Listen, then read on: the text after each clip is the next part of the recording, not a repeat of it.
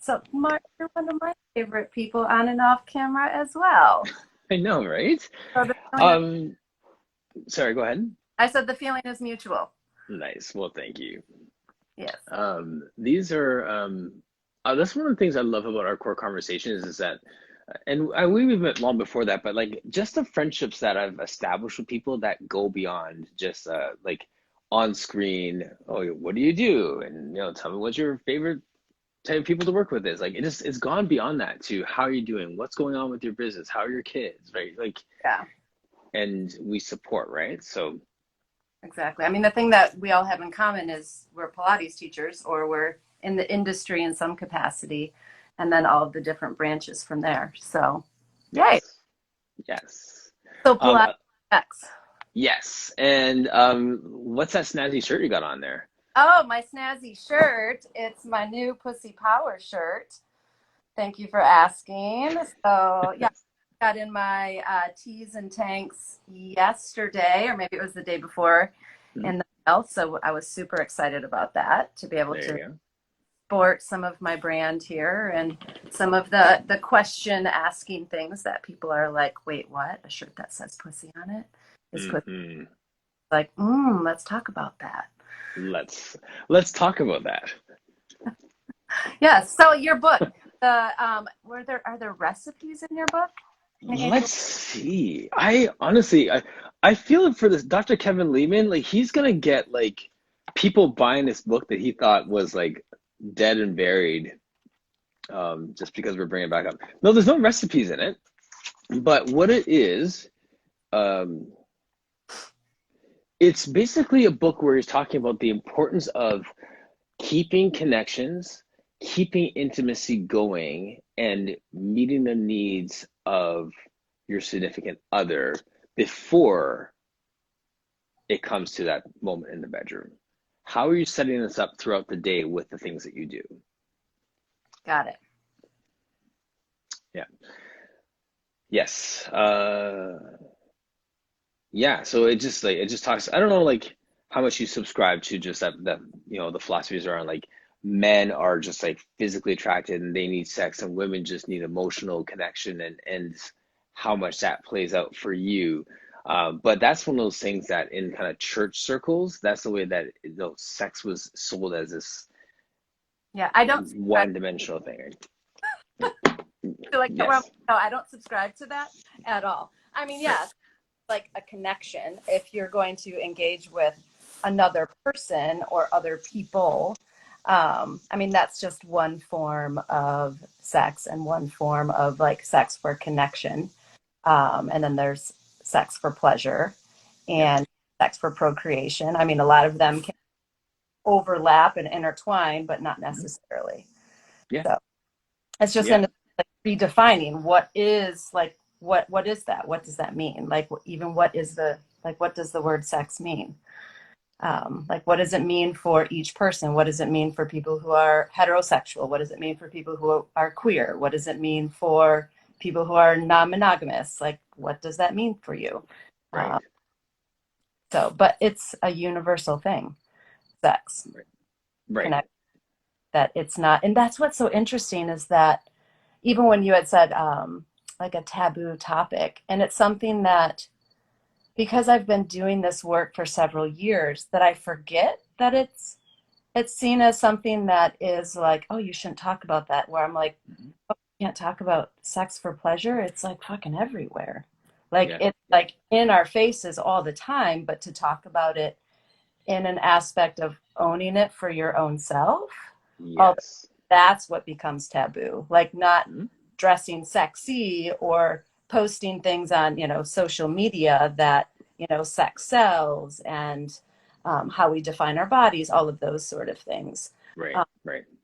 but then taking ownership, which is what we were talking about. Yeah, and I want to dive deep on the ownership piece, but just out of curiosity, for those who are watching right now, do you feel like sex is a taboo topic? Just give me like a thumbs up or a thumbs down. I'm wondering who shares my perspective where you look around and it's like, okay, people don't want to talk about it, but it's real. Whereas, or Brenda's perspective where it's like, well, I'm living this out and I'm looking for this, and I don't see it as a taboo thing. Thumbs up, thumbs down. Is it taboo or no from your perspective and in your world, right? Like we bring so much of our own selves to this, our own perspective, when we impose that on the things around us, right? And I think from my own personal experience, thumbs down. No, okay. Right out the gate, thumbs down. Um, Down. everyone wants to talk about this. Swedes do not think it is taboo at all. Um, kind of taboo, yes, taboo. Oh, Amit's here. Hi, Amit. Yes, I'm so glad you made it at midnight. Um, you know what's so interesting? So a big topic in my, like I have my upcoming Pussy Power course.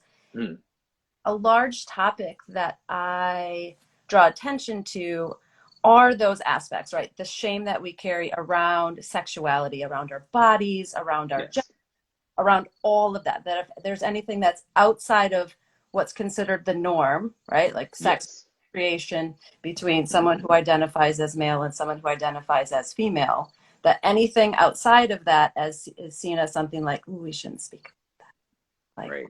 doesn't really exist. And then the shame that exists, and then the shame that's held in our bodies, and how that transpires throughout our entire bodies.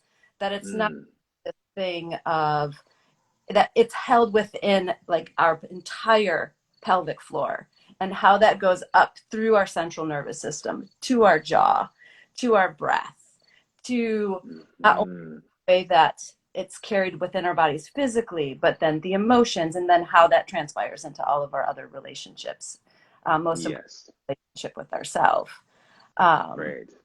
and so it's something that when I bring it up, and then in one of the courses where we talk about it, the amount of breakthroughs that people have of like, holy shit, I didn't even realize that I was holding in that space. When it's just through like somatic touch things, like it's very basic work that I do. If someone were to Mhm. look out at the outside in of like, Yes, oh, like it's, that's it. Yeah, that movement, or the yes, somatic sort of touching that we do, or the breath work that we do, but then literally just speaking it and then saying that and how it starts to release it and speak yes. it out, similar to how we're speaking it out now and drawing Hmm. attention to it, where then Yes, in the open, if something's out in the open, it can be released. Like the moment that yes, it, like it's just going to stay trapped, and it's going to turn into all sorts of other things internally and externally. yes. Oh, absolutely. Hi to everyone who's jumping in here. Brenda, can you take a second and just talk about how you got to this? Like, how did you end up tying this into your Pilates work? So it's been a very interesting journey, but it started. So all of this work started about 20. So I've been teaching for about 20 years. And a lot of my teaching first started through my own self healing of pelvic floor stuff from having babies. Like my first one was a C-section, my second one was a vaginal birth. So I was just like working out and moving in order to start to heal my pelvic floor and my abs and all of these sort of things, and loved it. Became a Pilates teacher and was like, oh my gosh, I want to help people feel stronger in their bodies, blah, blah, blah. Like a lot of the stories that most of us have that find this work. And then I started noticing when I was teaching people, because our work has to do with our core, right? Our entire Yes. nervous system, our core strength. I started noticing these emotional responses in people the moment they would start to connect in to their abdominals, whether it was they didn't want to connect in, or they were having difficulty, or maybe there was numbness. And then the moment that through breath work, through movement, they started to connect, all of a sudden there was a reaction. Most of the time it was tears. Sometimes it was anger. Sometimes it was getting up off the reformer, leaving the studio, where then I'm standing like, okay, there, something happened Okay. Yes. here, and I'm just going to hold some space for that because I'm not too sure, but it seems as though there's some emotions and some muscles that are being held.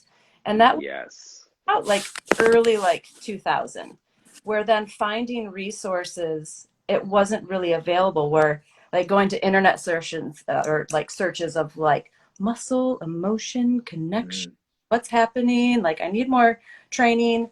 And then a few years ago, when more and more people started to come into my studio with very similar things happening in their body, very And similar. sorry, men or just women or men as well? Most of the time, well, it was women who felt most comfortable and Yes. talking about their, say, like their sexual journeys, Hmm. whatever that may have been. Maybe they had opened up that they had never had an orgasm, or opened up of like, they're having a lot of pelvic pain, or that they're not feeling the, however they're feeling in their body. Or I'm like, Yes. like, I know I don't want to be a sex therapist. Like, I don't want to Hmm. go into like talk therapy. But there's something here. Like, what sort of like body work training is there that exists in order to help people reconnect and or build deeper connections with their bodies? And Yes. found a program in San Francisco, and then went through the advanced study of human sexuality, and it was called a somatic sexological body worker. So I went through a somatic sexological body worker training, which is basically just helping people connect to their bodies as sexual beings and Okay. normalizing sex and normalizing sexual connections within ourselves, and whether or Hmm. not we choose, and starting at first within ourselves, and then from there whether or not we choose to share it with others. Okay. uh, but at first starting through like pleasure exercises, or what some people would call masturbation, and normalizing pleasure and normalizing pleasuring ourselves and building self connection through that. And then through breath work and through consent work and like voice, choice, and breath. That was our mantra, our three things, Okay. like Yeah. our voice, our choice, and breath work. And through touch, whatever touch we felt was pleasurable. It may include our genitals, but not all touch has Hmm. to within our genitals, right? Any of us know that if we've had sex with another person, that it's not like, all right, let's go straight to their bits, where it's like, no, there's all of those other aspects of building that energy through touch, through other places in the body. Right. Yeah, just reading some of the comments there. Just when you were saying people earlier, Emmett and also Orhan were just asking if people, or did you mean by people, did you mean women specifically? So, and Wellness with Mocha saying she keeps saying people, specifically women back then, or everyone, she mainly just works with women now. Um, Through my sexological body work. Okay, let me reread it. She keeps saying people. Um, so when I was saying people, I was referring to all, however one defines themselves. Um, Whether they're, because not all people who have a vulva will like claim that they're a female, right? So it's also including trans people. It's also including people who, are gender nonconforming. And so that's where I'll just generally start to use a blanket term of like people or humans. Yes. Currently, I work with people with vulvas, is what I say. Okay. Nice. So, Any connection with Rolfing? do I personally have a connection with Rolf? I've had Rolfing work done on my body, but I don't do Rolfing work, if that's what that question means. Okay, and I don't even know what that is. So, okay, so for those who don't know what that is. Yeah, it's as like a blanket statement, like a type of like massage work or release Mm, work in the muscles. mm, I may okay, be simplifying that for anyone who is a rolfer, and if so, I apologize for the oversimplification. So. nice. Yeah, so then one of the topics that came up as I was watching our last one, and we've talked about this a lot, is just simply owning your body, owning that. So can you just kind of just recap a little bit about that? And I just want to continue to build off of that. Recap on owning our body. Recap on owning your body. We were talking about that last time. What was Talk the context? long Yeah, time. the context was that we live in this place where for women or for men, whoever it is, we we're the media owns us, our spouse owns us. We don't actually own our body, its experience, its feelings, all those different things. We're entrapped in that in different ways. Yeah, I mean, first I would start with, I mean, just that topic of ownership is a very interesting. It's a very interesting word, because a lot of times we end up handing ourselves over to other people without even necessarily realizing it, or it's something Yeah. that is this expectation within the culture that we live. Like, no, no, like I now own you, like certain workplaces, like, no, no, no, I own the way you teach. I own the words you speak. I Mhm. own, those aspects, right? Where Yes. unspoken, it's these Mm. unspoken aspects of ownership within certain relationships. I'm sure most of us can probably reflect on relationships, whether it was a romantic relationship, a friendship, whatever that relationship may be, whether it's like a parent child relationship where one feels like they own the other or their Yes. time, their energy, not just their bodies, Hmm. but all of those other aspects, their work.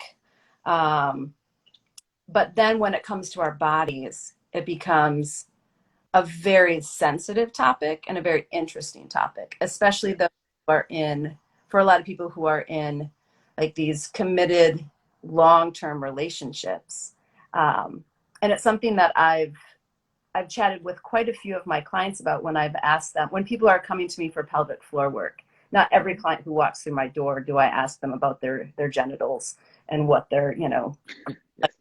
You don't open with that? Like no, name and generally not. Like yeah. majority of my like in-person Pilates clients are males or athletes. The people who come to me, the people who come to me for pelvic floor work, the people with vulvas, most of them define themselves as women. um, when I ask them, what is your current, like, what's your current, like, self pleasuring? Like, what's your current masturbation practice? And then their look of, like, well, and I'm like, okay, so I'm going to encourage you that you start to build those aspects of self touch with yourself, that you own your body and your pleasure, and then getting reacquainted, especially for a lot of the women who come to me after they've had babies, where I'm like getting reacquainted Yes. what what your anatomy is now, like where are those pleasure zones in your own body, how has your body shifted and changed, how are you now interacting with your body outside of your partner, because that's essential. And that Yeah. unless you start to connect with those parts of yourself, you won't, if you're wanting to be able to then rebuild or regain this sexual connection with your partner, it starts first with rebuilding it and regaining it and taking that ownership over your own body.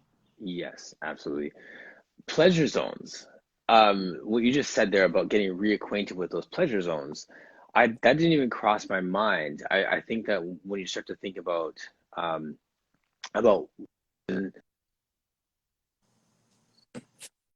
when you start to think about like mothers and someone owning your body, it's like, well, my kids own my body right now. I have no time for you, husband, because I just had this baby. This baby's pulling me in every different direction, and now mothering kids, all these different things. So like there's no sense of owning their bodies. And then you bring in this layer of these pleasure zones may have changed. Like there's no sense of even taking time for yourself to discover that or even to think about what that looks like now.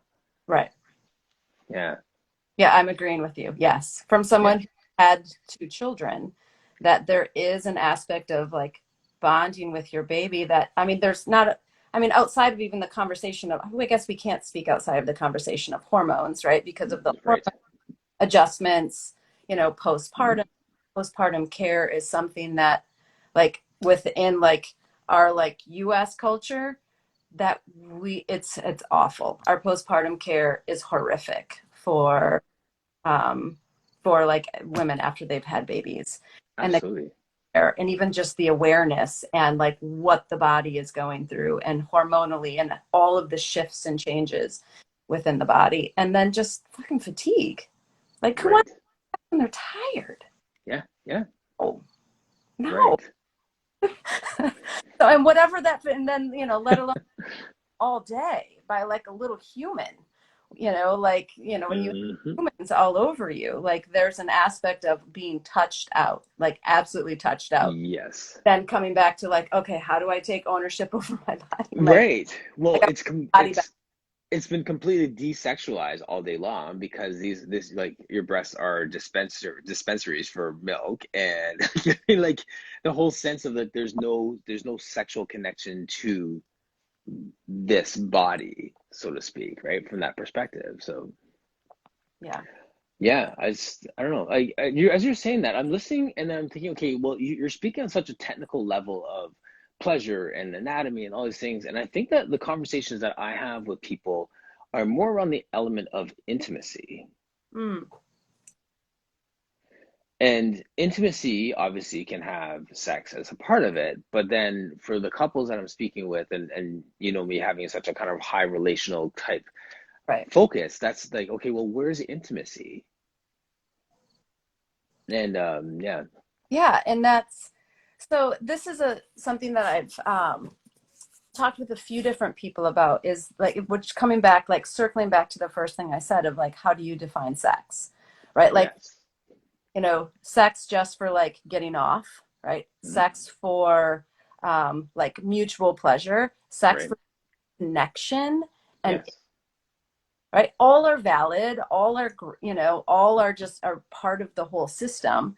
Um and that aspect when it takes then two people showing up in a space, Hmm. then where it there's more things that come into play, right? Yes. And like building intimacy and then what intimacy means. I had a conversation a few years ago with someone where I said, there's many people I've been incredibly intimate with, like the most intimate with, and it Hmm. had nothing to do with our genitals interacting. Whereas then I've had sex with people and there was zero intimacy. Like there was none. Like Right. it was just, I was there getting off, they were there getting off. We both, high five, out, right? Like that, then Yeah. there's just, that aspect. And so when it comes to building that aspect of intimacy and Mhm. building those connections with another person, and then, are you both on the same wavelength? Are you both invested Yeah. within each other's bodies and then sharing each other's bodies and what touch Right. and, what all of the conversations, like all of the conversations, revolving around that. Hmm. Yeah. Do you always finish with a high five? Do you recommend that as part of your practice? I mean, for the non-intimate ones, where it's, all right, high five, High five. nice job, Yes. good job there. No, don't No. always Okay. high five. Okay. It's wonder if that's in the course or not. I've high five myself a few times, like high five self. Hey.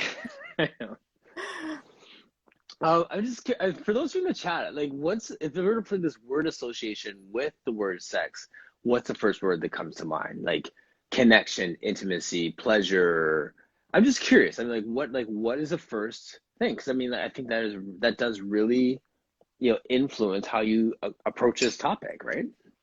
What is the first thing that comes to mind with what? Say that again. Like with the word sex, like we label like we ran with Mhm. connection, procreation, union. Okay, there you go. Fun, yes. Fun is an interesting one. I have something to say on fun in a second, perspective wise. Um,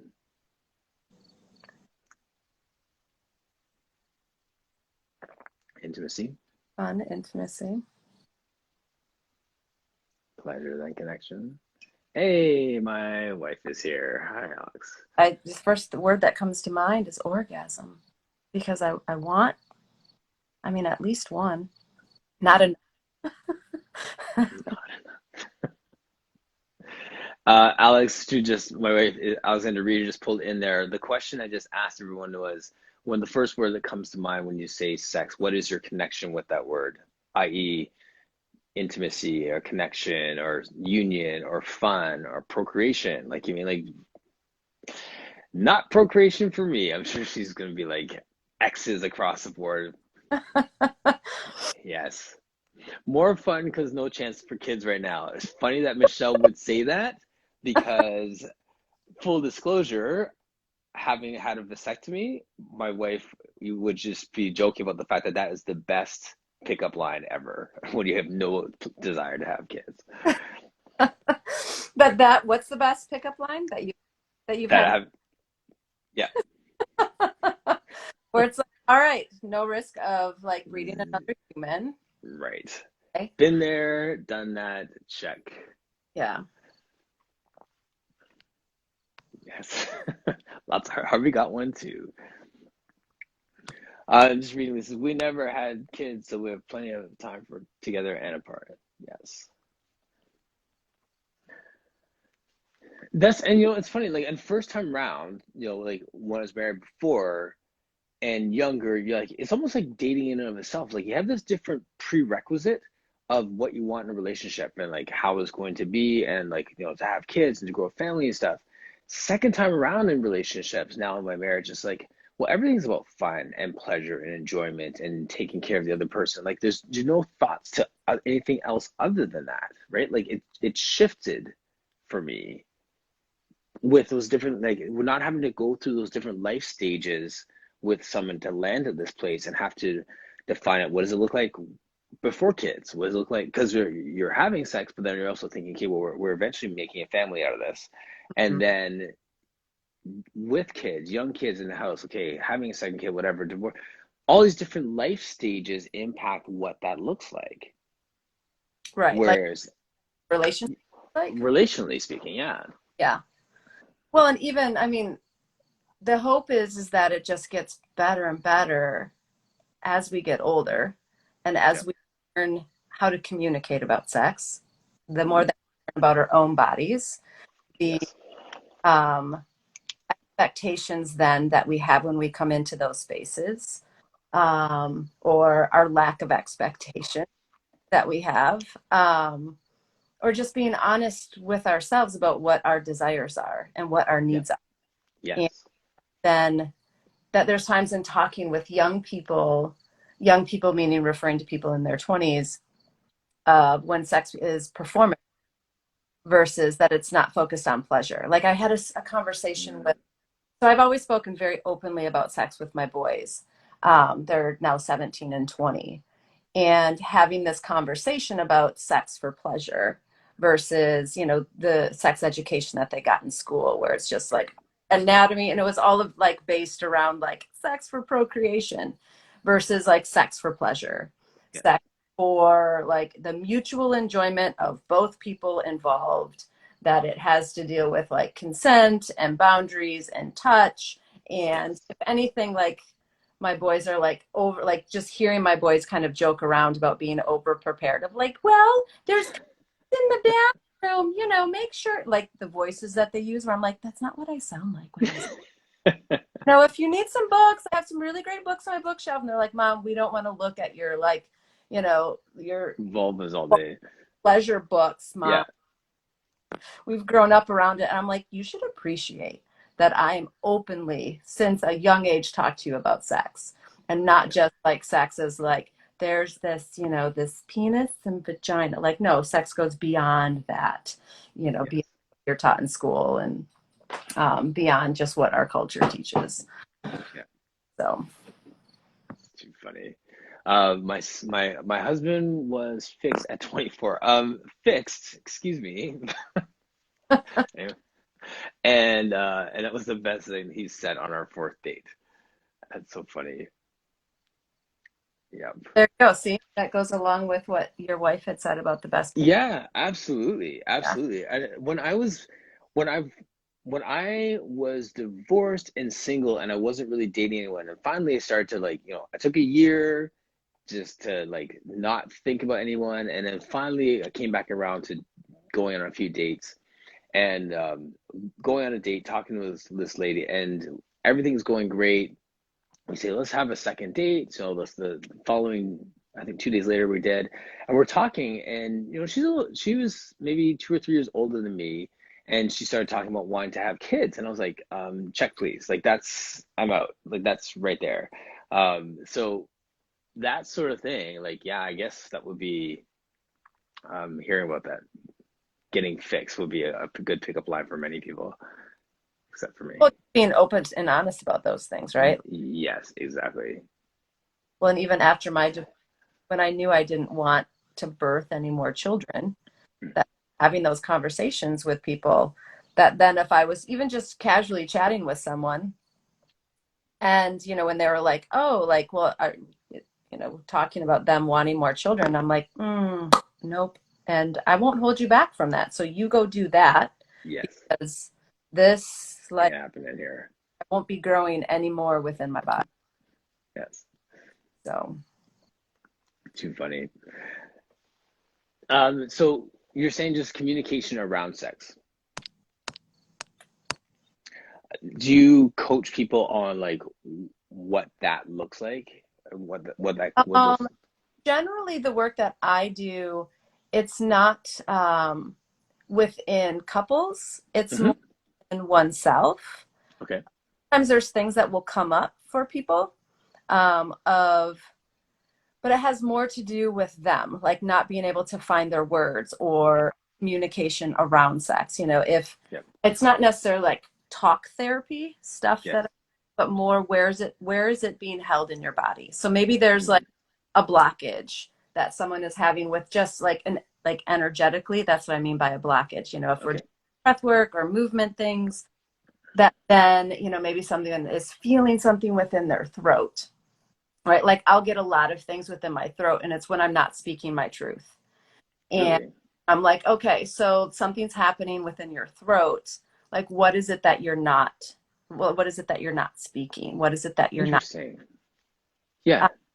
Because if it's being held there, that I mean, that's our like throat chakra and all of the different work. It's part of our central nervous system. It's connected in with the rest of our sphincter muscles, right? Round muscles that like that the only sphincter muscles are along our central nervous system.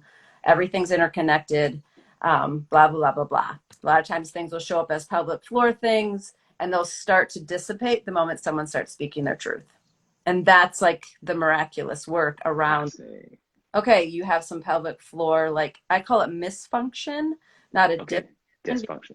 Really, it's just something that there's just a lack of connection or blood flow or Hmm. whatever it may be. And at the moment people start speaking whatever it is that is their truth, that then everything starts to flow from there. They'll start Wow. releases. They'll have releases in their throat. I Um, found out. and maybe it's centered around communication. Uh, Yes. and that then I'm like, okay, so it sounds like there may be some communication things. And, what are your resources? And so that's where then I ask them, like, who are you currently speaking with about, whatever topics, what Yes. they bring up. Uh, Right. and then I redirect people from there for other sources. There is like a talk therapy that needs to happen because Yep. just looking at their bodies and energetically, like our bodies don't lie. Everything is True. our bodies. Yep. And so tell by the way someone will carry themselves, the way that they're breathing, the way they're moving when I'm just watching them move.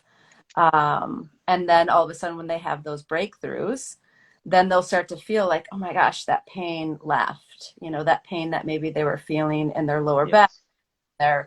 maybe it was in their diaphragm, maybe it was chronic jaw tension. And what's interesting when I was doing a little more research last year is that because there's a connection to the muscles of our jaw and the muscles of our pelvic floor, and that 80%, Yeah. You said that before on like a chat. I was like, yeah. really? Yeah. Okay. So 80% of the people with like TMJ or like chronic jaw tension and tightness are women. And I'm like, isn't that interesting? That who are the voices that we silence the most? And it's Yes. women. Yes. And that being held, right? If we're not feeling that we can speak or if we're not allowed to speak, that then everything will start to clamp down, right? So energetically, and then how things travel muscular, things will start to clamp down, right? And so the muscles of our jaw are also, it's connected into like the muscles of our SI joint. So we have like these two little muscles. We have two muscles here at the base of our neck. This is an Yep. oversimplification if you're an anatomy person that's listening, that connect down to our SI joints. And then there's basically like a fascia line that runs along our spine. And Yes. so only through those two connections at the very base, like of our pelvis and at the very base of our neck. So when things are chronically getting tight and they start to pull, right? And as we know, as like Pilates teachers or for body workers, in order to hold ourselves upright, what starts to happen at those 2 points that are getting constricted, right? So by releasing one, so if people have chronic pelvic floor tension tightness, generally it's in their jaw. They may feel it in their jaw, but it may be at their pelvic floor, right? We have to work from one of the two ends, whether Yes. down Right. or bottom up. By releasing one, it'll help to release the other. And a lot of Wow. an energetic release that Okay. like the times, or if it's been like, I remember as a kid often that I just remember like screaming for fun, like my sister and I, like we live in the country, right? Just like all of that sort of play of Yes. screaming, the yelling, like the vocalizing, all of that sort of work, and how relaxed the body will start to feel by all of that work of just like releasing, like the sound release, or like Yes. sound, there's like sound therapy, but then there's Hmm. like sound release. And I know there's entire avenues of work centered around that, like Yeah, releasing absolutely. um, not only for like the vibrational aspects, but then just like those vocal aspects of like releasing. Wow. Yeah, someone mentioned the vagus nerve earlier too. Yeah, I know there's a few people who do some work with yeah, the vagus nerve, right?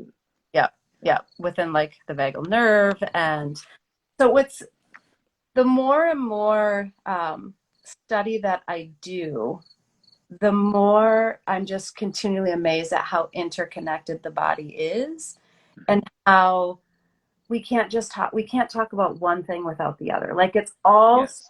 meshed, Right. that our like muscular body, our energetic body, our nervous system, our how everything is so overlapped that Yes. it's work that it's like I think of things like a Tetris game or like a puzzle piece, right? That it's getting Hmm. all of the pieces, and all of the pieces have to be there. And then finding like, okay, is there like a missing, like what's the little link that's missing? Okay, maybe someone needs more breath work. Maybe that's like that missing like link for Yes. uh, Right. Right. maybe they need more like talk therapy work. Maybe they need more like vibrational like therapy. Maybe it's just like a muscle activation and like or muscle releases, like that. It's all so intertwined. Yes. Um, Absolutely. and and that's in a sense where after I had gotten my somatic sexological bodywork training, where I'm like, okay, coming back to the Midwest, how am I going to start to use this bodywork training in working with people? And so that's when I took it with my Pilates work, knowing I'll always teach Pilates. I love what I do. I love Yes. find and build, deeper connections within their body. And so then birthing all of those together to be like, okay, here's like some like anatomy things to build that neural Yes. anatomical connections. Like we're going to see our muscles, we're going to touch our muscles, we're going to feel them. We're going to learn like a little bit about their connections, and then we're going to move them. We're going to move them in systematic ways, Yes. build those connections, and to start Hmm. breathe, right? It's all the work that all of us do Yeah. every day, but then it's redirecting where that attention is, or building those somatic connections of starting with like body Right. stuff, right? Like waking up our sensory nervous system, that most of us like our sensory organs, right? That's what's like it's underdeveloped for most of us. Yes. And now as adults, if we're not Yeah. always touched, Right. Yeah. and so, like building those connections for deeper awareness of ourselves, and then healing, and all of that. Absolutely. And like you're saying, like even like in the same way our Pilates is a system, right? And we don't talk about one piece, or we shouldn't talk about one piece in and of itself, like just chair Pilates or just mat Pilates. Like it's Pilates. You take people different places in the system. That's what someone was saying earlier this week. Like this system of Pilates takes us out into the world to connect with the things that we like to do and all these different things. So it's like this system is part of this system, which is part of this system, which is part of this system, which is part of, and it kind of keeps going out from that. So yes, we have to look at all these different areas where there may be, I was gonna say like a desensitization as opposed to like a lack of awareness. Like maybe there's Oops, sorry. As I that's drive, good. Yeah. go ahead, say that again. Yeah, no, just like just be like it's almost like it's been overstimulated to a point where it's not like we're not sensitive to it anymore, right? Like, That we're not sensitive to what? We're not sensitive to like the system or yeah, the system, or yeah. um the first thing that I thought of when you were talking about going through,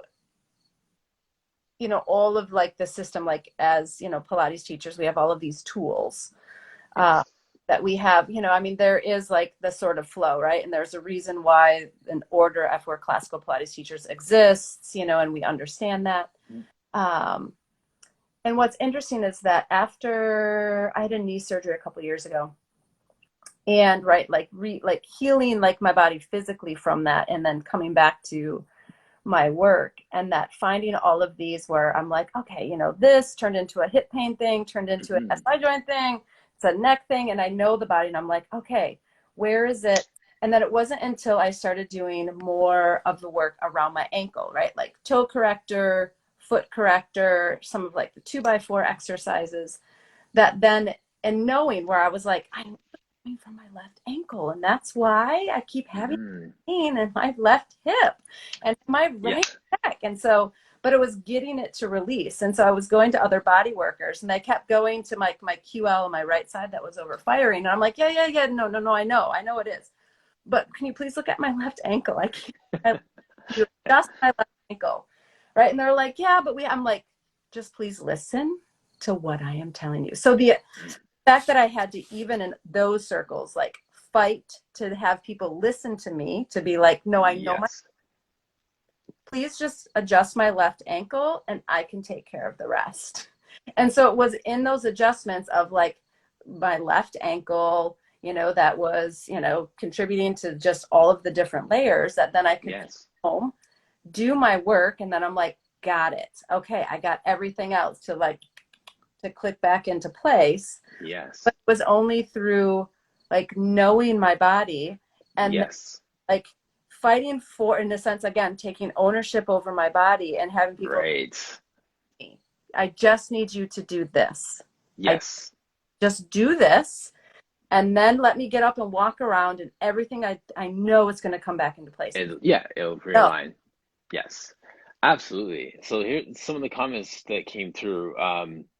First of all, someone's asking, Ambitious 179, do you also teach practice and teach gyrotonic? Do I? No, I haven't. Yeah. I've always been Nor very, have I. Yeah. You there? yeah, I'm here. Oh, sorry. I thought it cut out there for a second. Okay, and Orhan saying, not only muscles and skeletal system, more about the nerve system and connections. Problems come not only the position of your body, but also your emotions and your nerves. And in the next comment it says, in the book Cage Line, John still talks about this, about that connection. And then lastly, Lisa saying, I tried to explain that to my bodywork clients that it's not just where you feel the pain. The root cause is somewhere else entirely. Yeah. Yeah, yeah. Well, I do that from a counseling perspective too. Like I'm always just trying to feel it. Like what is the root? Like your presenting problem and the root problem are two totally different things, whether it's physically or emotionally. Right. Yeah. And it's, well, and even like circling back to like some of the people who come to me for pelvic floor stuff, and when that exists in their throat, right? After, we go through certain movements, or if we're doing breath work, and I can start to see the constriction in their chest, is that's what I see, you know, Yes. when they're moving, is that I'm like, okay, so let's start to pull some breath like into your chest, right? So I pause, Hmm. and we do some like breath work, like, okay, let's get some, like, let's start to move.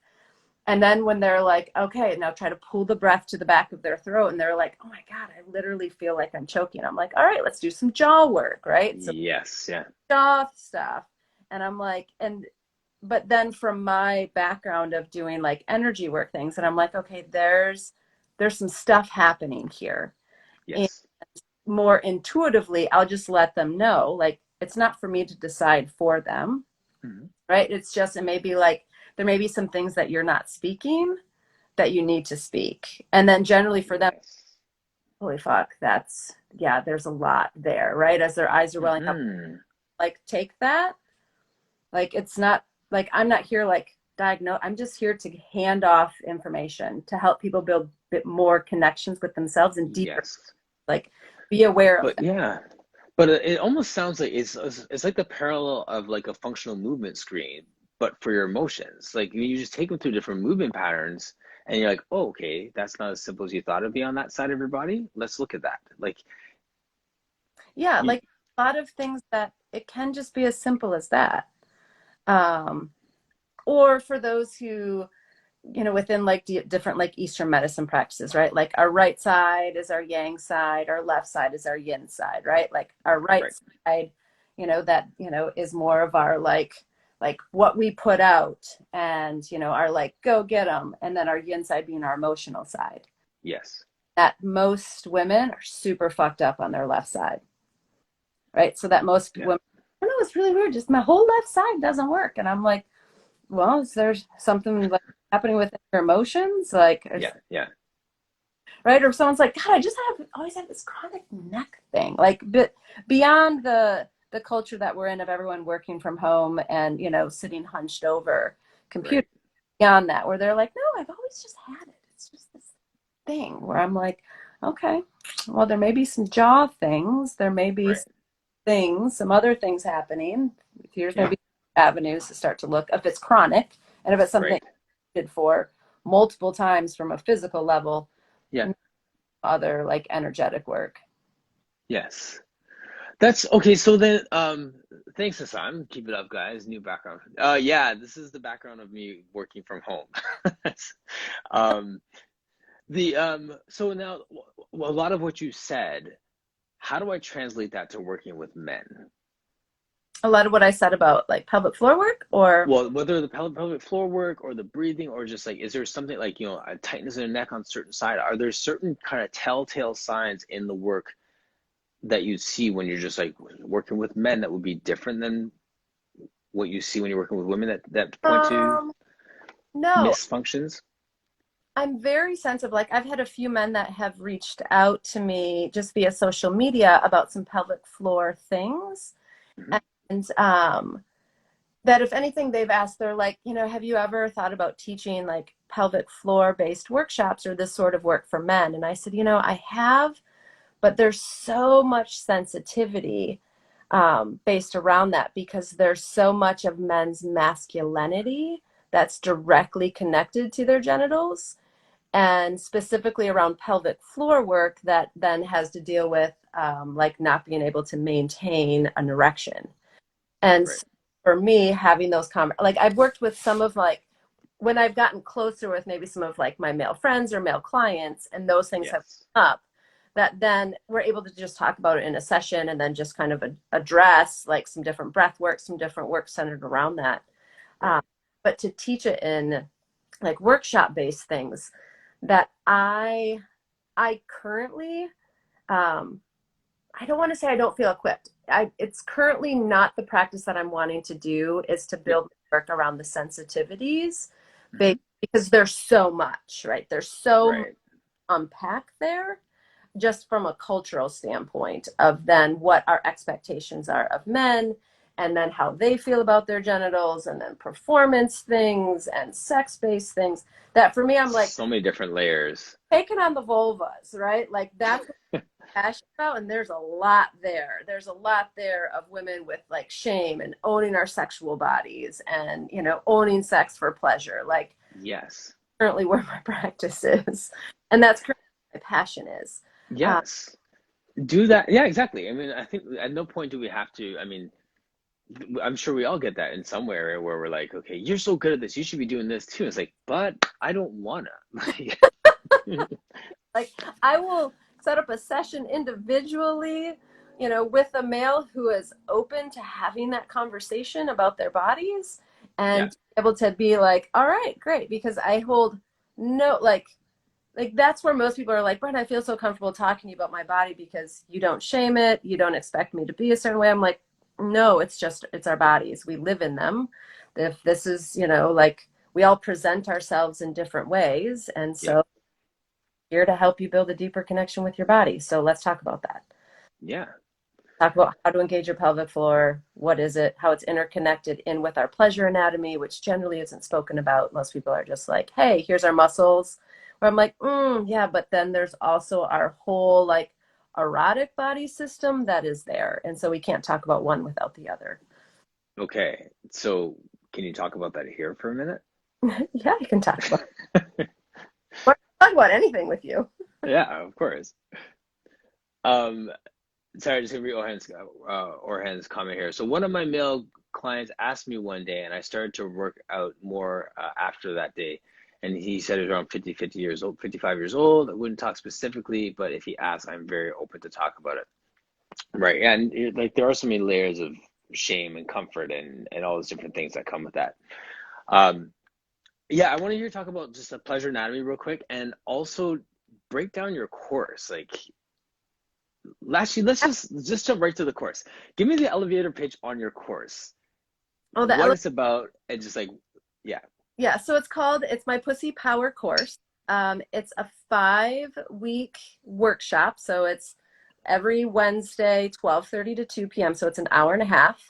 It's each Wednesday there's like a different workshop in a sense. So it's like a half hour of like anatomy sort of work, and I'll kind of break down briefly what the 5 weeks are. And then we have about 45 minutes of movement that's specific to that week, and then 15 minutes or so of like Q&A at the end. Okay. So week one, I kind of break down in a sense like the whole, I call it like drinking from a fire hose. Like this is how our entire bodies and our central nervous system is connected from our pelvic floor all the way up to our jaw, to bring up the aspects of like held trauma, that we hold trauma within our pelvis. That's like a holding center. Just a little bit on some of like the woo-woo medicine, like within the different chakras. Yeah. Week two, I talk about the anatomy of our pelvic floor, the anatomical connection, how Yes. that's, then we start to do work specific for that region of our body. Week three is our jaw and neck and how those muscles are connected in. I talk a lot about the throat chakra on that one, right? Speaking our truth. Hmm. Um, Week four is breath and diaphragm, right? Our diaphragm, our pelvic floor are interconnected. So there's a lot more breath work with that. Like breathing into our bodies, how to breathe, all like it sounds like, oh yeah, most of us know how to breathe. We don't fucking know how to breathe. And then week five is I talk about pleasure anatomy, and we do genital mapping where it's all Okay. via Zoom. So we look at our genitals in a mirror and we touch our vulvas and we build that neuroanatomical connection within our bodies of like, here's our vulvas. This is our pleasure anatomy. And that's, we do different like palpitations, muscular like releases, walking people through like this is like your muscular, like your body Musculature. Yeah. musculature is interconnected in with your pleasure anatomy. These are all the different aspects. Encouraging self massage. I give like different resources of like pleasure exercises or what people call like masturbation exercises, um, and talk about that as like holding places. So Mm. Do people, by the time you get to week five, when you're explaining this, do people are like, okay, I'm out, that this is not no, for me? usually by week two, there's a lot of tears that are shed by people. There's a lot of emotional releases. There's a lot of holding of emotions within a lot from participants in the past in their bodies. They're like, I didn't even know it was there. I didn't realize I held this much shame around my body and my talking about Mm. sexual being.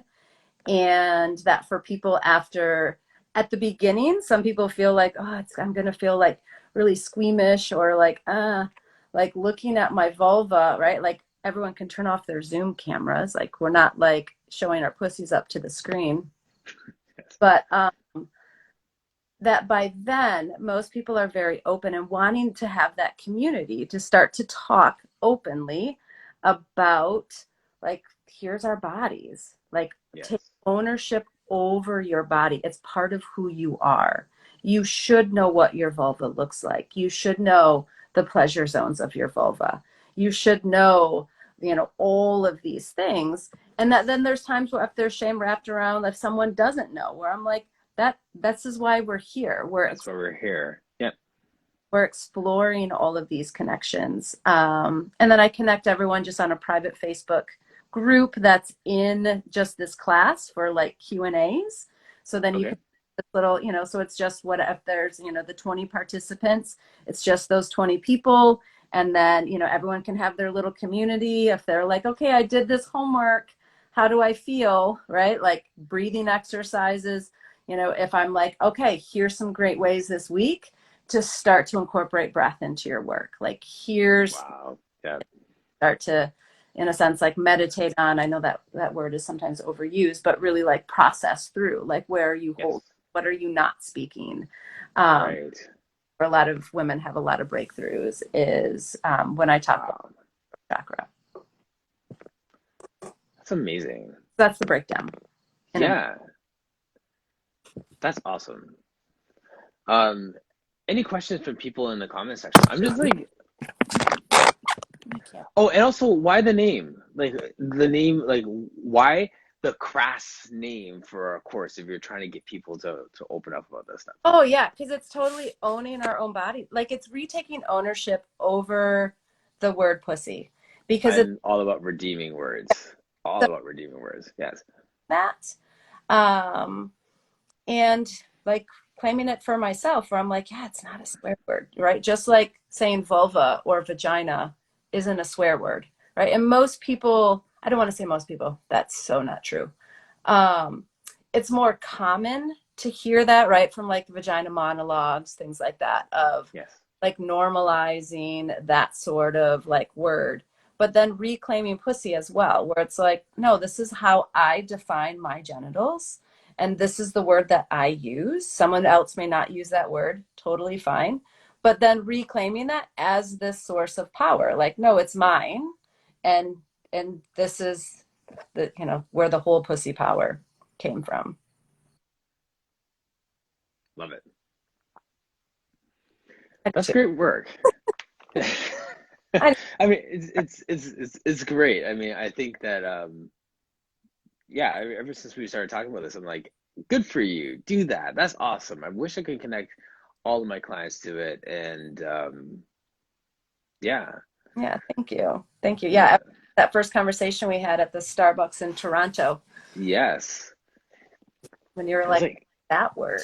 yeah, tell me more. Like, it's good. It's good stuff. Yeah. Any questions? No one has any questions? They might pop up, I think, and that's I just learned with these conversations. I just kind of just chill in it. I just kind of like leave stuff out there sometimes because like with the pause, like with the delay and stuff, like by the time someone types it, press send, it takes a minute. And yeah, I have nowhere to be. What Do was you have the nowhere other to be? asked me? You had asked me something else, but I don't remember what it was. Um, Power course to explain that in a nutshell.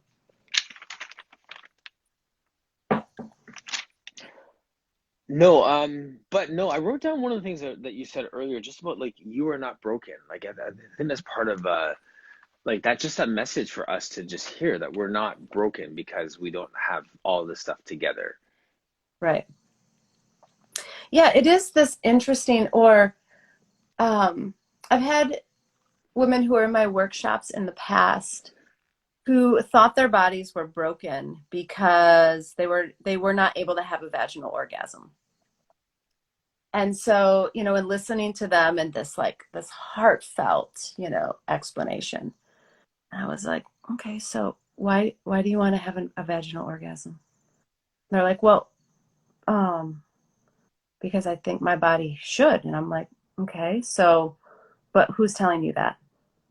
They're like, well, and then it basically came down the line where it was partners that they weren't able to have an orgasm through penetrative sex. And I'm like, okay, so some people, like, I'm not saying that you're not able to, but why? Are you wanting to do it for your partner? Are you wanting to do it for you? Are you wanting that experience?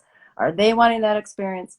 Who told you that you're broken? Right? And when the moment I said, like, who told you that you're broken? that Yes. they started sobbing, where then it came from past partners that told them that they were broken. And I said, you're not broken.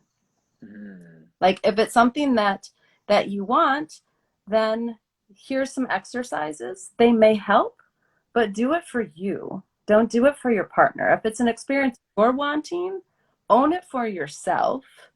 And then this person had this massive breakthrough, like had their first vaginal orgasm with themselves. And then from there, they're like, oh my gosh, it's something that I'm able to have. But Yes. this whole process then of unfolding their thing of like Hmm. something that I have to be able to trust my partner. And I'm like, there you go. You're Yep. pussy eyes. Like, and you're not broken. Like you're not, Right. right? If you've Yep. never had an orgasm, right? Talking with women who are in their like mid 30s that have never had an orgasm. And they're like, I don't even know what it is. I don't even know what all this talk is around it, but I've always wanted one. I'm like, okay, well, let's talk about how to start to explore that. Like, Hmm. let's go from there instead of Right. Right. then all of a sudden there's these like outside people, right? Because I have the people that are like, I want to learn how to squirt. And then the others were like, I've never had an orgasm before in my life. Right. Yeah. It's all encompassing, right? Yeah. All that none of our bodies are broken. Like, and it's meeting our bodies where they're at. Like, Yeah. whatever. Like, I remember what my body was like after like giving birth to my first child. Like, I thought, holy shit, my body's broken. Like, I Yeah. in the middle of the kitchen. I'm pissing my pants. Like it's would do everything is broken. Like Yeah. nothing is ever going to work. Yeah. And Yeah. then through this process then of like rebuilding this relationship with my body, and then like okay, no, it's not broken. It's healing and healing. Yes. That's physically, whether it's emotionally, whether it's spiritually, whatever that healing may be, and offering Yes. for our bodies.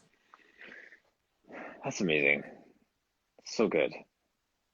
How do you sign up for the course and how often do you run it? Oh yeah. So sign up is on my Instagram bio. So you can go to my Instagram, Brenda Freeman Pilates, and I have a most recent post on there. And then the sign up, there's a link in my bio. And I generally run the course twice a year. So this is like the Okay. session. It starts September 22nd. And then I generally do one during the winter months as well. Yeah. So Nice. one to twice a year. And so how many people would you have sign up for it Um, normally? I cut it off at 25. Okay. To be able to set my attention and my focus on all of the participants in the class. So Yeah. Yeah. are recorded. So if someone isn't able to attend because life happens, people have access to that for 30 days to be able to do the course when it works in with their time and their home life and family life and all of that. Yeah. Nice. That is great. Amazing. Oh, Amit, those are such good questions. It was from Amit. I know. Thanks, Those Amit. are those are great questions for 1 o'clock in the morning No, in it the is. UK. It is. I had met Amit on one of the first core. What was the thing that you did? The core, those core connect things. Core connections? Yeah, core connections. Yeah. Sorry. Oh, the speed networking. Yeah, it's speed networking. Thank you. I was like, Yes. what was it? What was the name? Yeah. Yeah. So I remember the first one that you ever had done. I had met Amit, and then Oh, nice. what I had done, and then I loved how you were like, yeah, like I'm very curious. Like, tell me. I know. Of course he's like that. I was like that. Like, let's go to Yeah. Starbucks for 4 hours We and started. talk about this. Yes. Like, Yeah, I mean, that's how kind of like we connected, right? Like, what was yeah. there was like something with Chris Robinson with our training there, and Yeah. then I don't know, maybe I had posted something, and that you had like called, and we had a conversation before I had gone up. Yeah. Yeah. Yeah. Yeah. Right. So then I think we met early before workouts. Yeah. Yeah. It's funny. That's good. And now we're friends forever. Yes, forever. And then eventually we'll be able to see each other in person. Right. That. One day. Yeah. Thank you, RN. So there's this talk of someone was saying this week, Anita was saying to do like a core conversations conference or core connections, core something conference, and just get people together. And I'm like, I had no plans of doing anything along those lines, and now I'm thinking that that would be super fun. Yeah, absolutely. Well, and yeah, it will be interesting. What's been like what I was telling you the other day when we were chatting is just the shift for so many of us in the past year and a half who are body workers and who teach, right? And how Yeah, for many of us then going online was this new thing that even like this workshop, right? Like my Pussy Power course, like it was something where I taught it in person and just gathered people and then yeah, going online where I'm like, okay, how am I going to teach this online when I'm used to then seeing bodies? Okay, how do I translate information online, right? And then even yes, some of my like group classes for then people who live far. But then how it started to open up for more people and how I was right, connect, right, to different friends of mine that live all over the place where it's like, oh my gosh, I haven't seen you in 20 years. How cool that you popped into one of my online classes or right, yeah, action. Or, by you doing all of this work to be able to connect with other people and how I've met other Pilates teachers right, that otherwise I wouldn't have known about. right, So how, exactly. So we're going to be teaching in the UK at a studio one day, just because we're all like, yeah, absolutely. yes, Right. yeah, Like I look forward to it. And then to yeah, hug people in the flesh and blood. I know, right? Yeah, So good. be good. Awesome. All right. I am not going to take up any more of your night, Brenda. Thank you so much Mm, for thank doing this. you. Thank you as always and for all of the work that you're doing as well. It's easy, it really is easy. Like this, like you, just flow out of our area of passion, and it's not hard. So Yeah. Love yeah, it. Love it. Love it. yeah. All right. Thank you. All right. Ah. Yes. Much love, my friend. Thank you to everyone who joined us today. All right. Awesome. Okay. All right. See ya. We're